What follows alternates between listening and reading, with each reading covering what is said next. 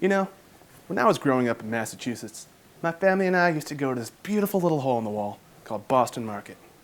Every Sunday after church, we'd jump in the family car and drive 15 eager miles.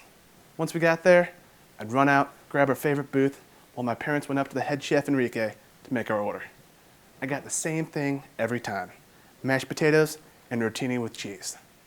I was allergic to gravy, so what I would do is I'd take each piece of pasta and scrape the cheese off onto the potatoes. It had this wonderful combination of starch and dairy that I've still not been able to find since I moved to Michigan. And it wasn't just the food, it was the people. Every time I walked in, Enrique would say to me, "Hi, viene la puta con el jugo de queso." So on today's episode, hope to bring a little bit of that local family and local flavor into your house. I'm Randall Guy. Stick around. This is Hardly Homemade.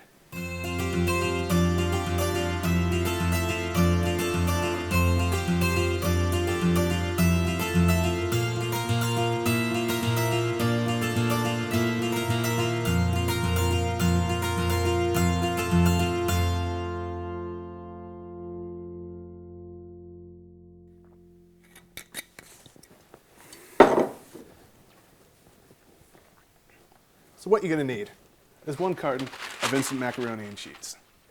Secondly, 1 carton of instant mashed potatoes. Doesn't that box look delicious? Now, if you can't get your hands on instant mashed potatoes, what I recommend instead is whatever you currently have in your vacuum bag. Now here's the Hardly Homemade trick. To really let the 2 flavors mingle, you need to cook the 2 ingredients together. Some people like to mess about with pots, ovens, and spoons, but for me, the best results come from the microwave.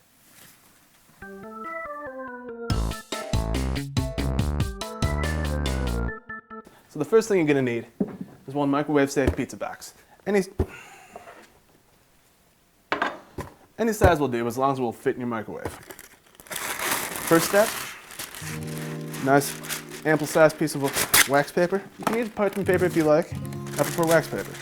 It reminds me back when I was a kid and I used to eat crayons. That's when I first knew I wanted to be a chef. And make sure it's all in there, coating each of the sides. You don't want this spilling out. There's nothing worse than the microwave covered in instant mashed potatoes. Like I need to tell anyone that. Christ. Once it's all in there, open up your mashed potatoes first.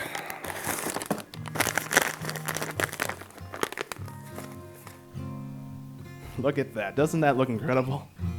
Wow. Discard. Next, grab your mac and cheese.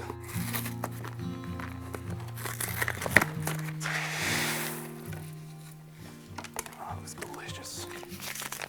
Now the cheese tends to be a little dry because it's powdered. So you want to make sure not to breathe too violently in the direction of the cheese. There you go. Now here's where people tend to get a bit mixed up. Most of the directions on the sides of these boxes call for water. But if we're going to do this the real Hardly Homemade way, we're going to use 1/5 of vodka. Now it's okay if you already drank some of it, because here at Hardly Homemade, we're a bit different. We don't concern ourselves with recipes or flavor, as it were. Just dump it in. Make sure you get all the corners. Beautiful. All right. Let's put it in the microwave for, well, really as long as the microwave will let you do.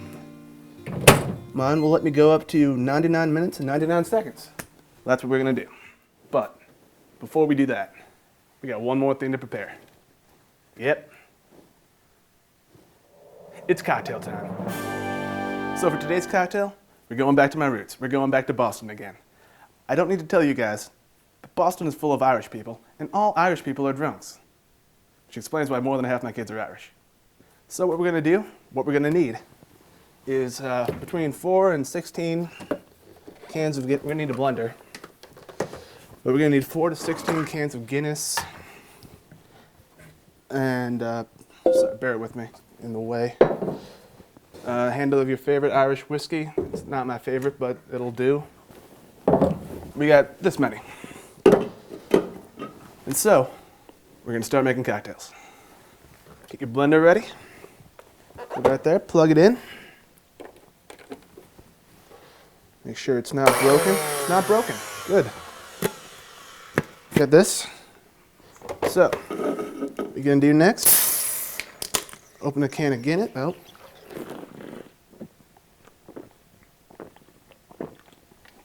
Can of Guinness.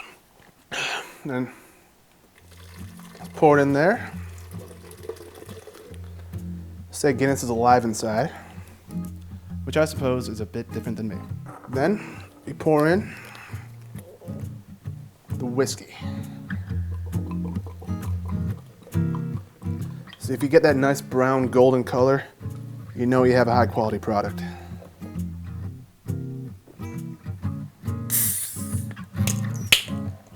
For a bit of garnish. Let's get a couple ice cubes in.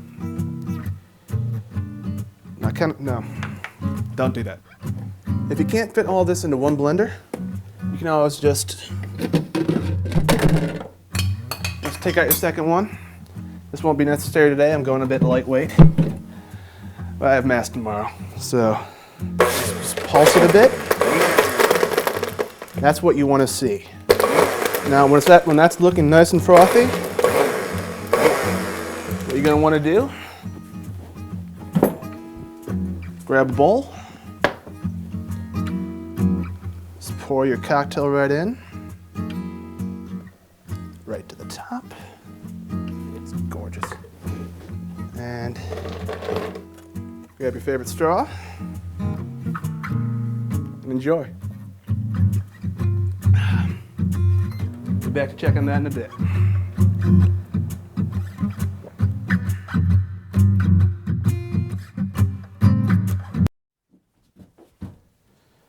Fucking hell. Jesus Christ. Tony, what are you still doing here, man? Dude, we don't get paid till this is done, so just talk. All right, great. Hi. Welcome back to Hardly Homemade. And if you pass out, that's fine. It doesn't matter. You're still watching this. You've probably come to realize that really nothing matters. So at this point, the box has been in the microwave for a few hours and rested for a bit. So at this point, it should be fork tender. If you're gonna be a pussy and use a fork.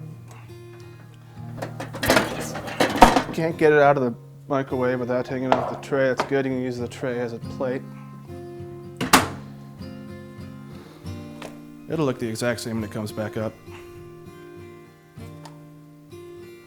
Thank you for joining me in another episode of Hardly Homemade. I'm Guy Randall. Great day. Dana. Dad's not up by the time you get back from school. Will you tape Mallory for him?